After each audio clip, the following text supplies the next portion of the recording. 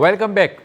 آپ دیکھ رہے ہیں کراچی والے سحری کر رہے ہیں اور میرا خیال ہے پنجاب لاہور اس کے اطراف میں جو شہر ہیں وہاں پہ 2-3 منٹ باقی ہوں گے شاید, تو اعلان ہم یہیں سے کریں گے. لیکن پانی وانی آپ پی لیں. کراچی والوں کا کھانا اور آپ کا کھانا ٹائم میں فرق ہے, تو آپ تیاری کر لیں کیونکہ آپ کا روزہ بند ہونے والا ہے. آج ہم نے جو باتیں کی اس میں سے ایک بات جو ہے وہ مساجد اور دینی اداروں کے بارے میں تھی. وہ کسی بھی مسلک کی بات نہیں تھی, تمام دینی اداروں کی بات کی, کیونکہ ڈیپینڈ سب کا اسی پر ہوتا ہے. مفتی کیا کہیں گے سوال سے؟ جی, آپ نے بہت اچھا یہ نقطہ اٹھایا ہے. وجہ اس کی یہ ہے کہ اس وقت چونکہ ہم اتحاد کی بات کرتے ہیں, وہ یہ ٹی وی 1 کا پلیٹ فارم, خاص طور پہ یہ سحری کی ٹرانسمیشن, ہم نے اس بات کو یقینی بنایا ہے کہ مسلسل ہم یہاں سے اتحاد کی بات کریں, اتفاق کی بات کریں, اور ہمارے قول, ہمارے عمل اور ہمارے کسی بھی معاملے میں ایسا نہ ہو کہ خدا نخواستہ کس کی دل آزاری ہو. بالکل. جتنے بھی ہمارے مسلمان بھائی ہیں ان سب کے لیے ہم نے بات کی یہاں پر اور کرتے رہتے ہیں.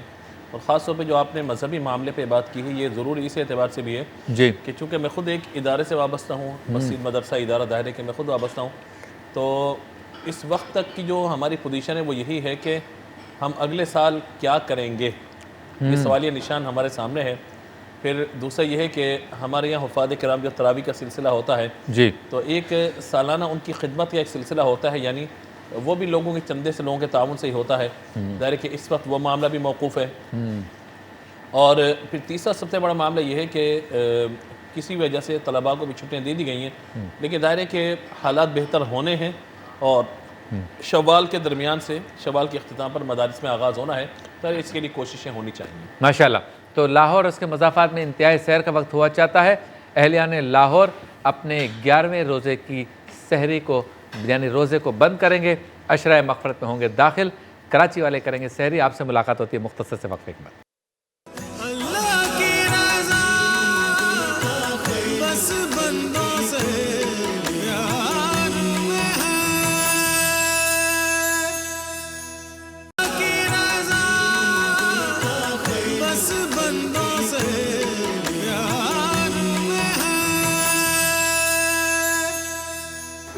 خوش آمدید ایک بار پھر آپ کی خدمت میں حاضر ہیں. چلتے اس سیگمنٹ کی جانب جس میں مفتی محمد اسحاق مدنی صاحب صبر سے متعلق واقعات ہمیں سناتے ہیں, بتاتے ہیں.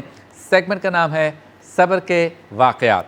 گنبد خضرا کی کھڑکی گر کھلے تو دیکھنا, ایسی برسے گی گھٹا کے دور ہوں گے سارے. بسم اللہ الرحمن الرحیم. لی خمسۃ اطفی بہا حر الوباء الحاطمہ, المصطفیٰ والمرتضیٰ وابناہما والفاطمہ. زندگی کے سفر میں انسان ہمیشہ ایک جیسی حالت میں نہیں رہتا.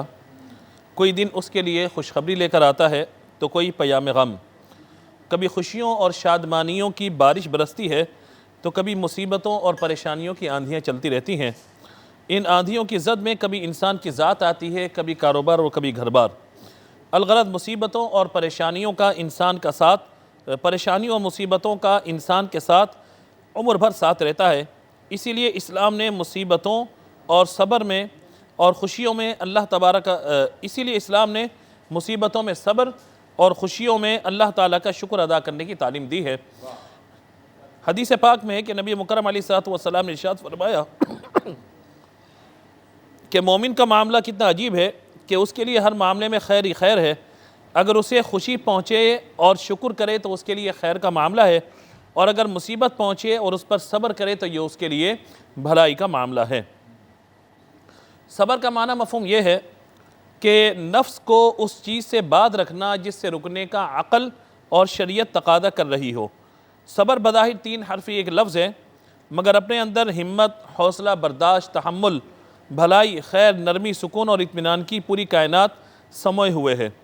صبر جمیل یہ بہترین صبر ہے کہ مصیبت میں مبتلا شخص کو کوئی پہچان نہ سکے. صبر کے مقام پر فائز ہونا بہت بڑا مرتبہ ہے.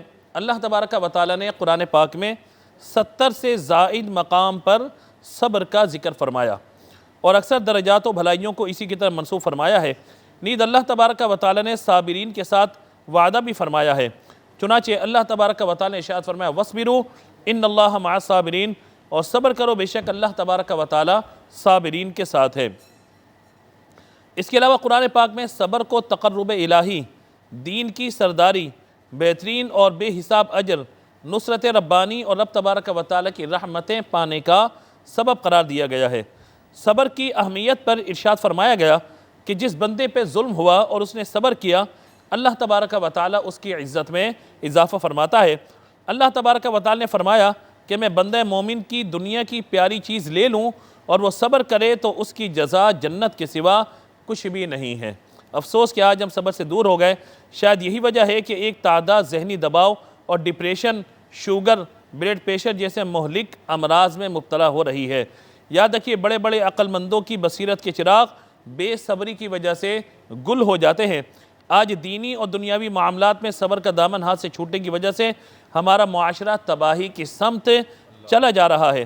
لڑائیاں عام ہو چکی ہیں، دوسروں کے بغض و کینے سے سینے بھرے ہوئے ہیں، آسینیں چڑھی ہوئی ہیں اور لوگ مار دھاڑ پر کمر بستہ ہیں۔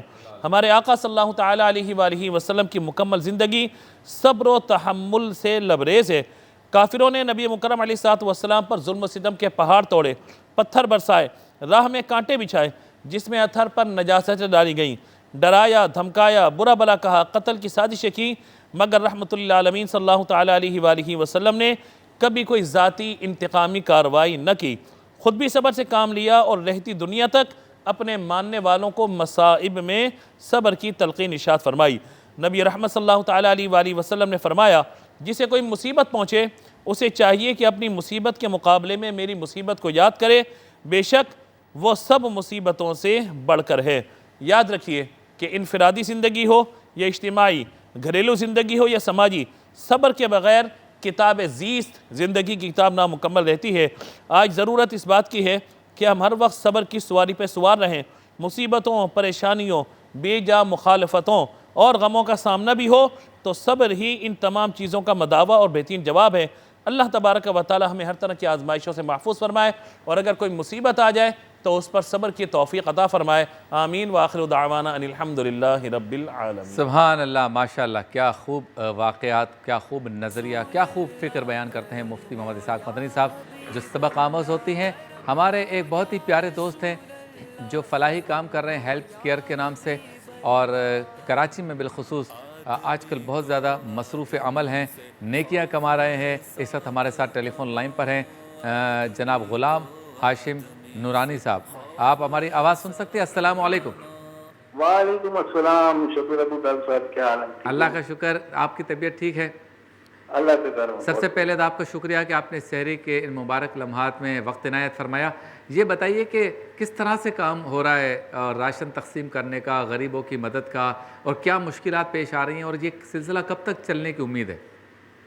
ماشاءاللہ اس دفعہ جو ہے ہم ہیلتھ کیئر فاؤنڈیشن کے تحت جو ہے راشن ہر رمضان میں ہم لوگوں میں، غریب لوگوں میں جو ہے وہ ہم بانٹتے ہیں۔ اچھا۔ تو اس بار کرونا وائرس کی وجہ سے جی جو ہے لوگ زیادہ پریشان ہوئے، روزگار سے بے روزگار ہو گئے۔ جی جی، تو اس وجہ سے پھر ہم نے یہ سلسلہ جو ہے رجب شب میں شروع کر دیا، صحیح۔ اور تقریباً ابھی تک ہم کو 15,000 راشن لوگوں میں تقسیم کر چکے ہیں۔ اچھا، ماشاءاللہ ماشاءاللہ۔ اور گھر گھر جا کے ہم نے بالکل پوائنٹ پہ جا کے دیے ہیں، روڈوں پہ نہیں پہنچے۔ اچھا یہ بتائیں تو آپ کے پاس کوئی ڈیٹا ہے یا آپ رینڈم علاقوں میں چلے جاتے ہیں کہ یہ غریبوں کا ہی علاقہ ہے تو ان کے پاس گھر پہ رکھ کے جاتے ہیں یا دروازہ کھٹکھٹا کے دے دیتے ہیں؟ طریقہ کار کیا ہے آپ کا؟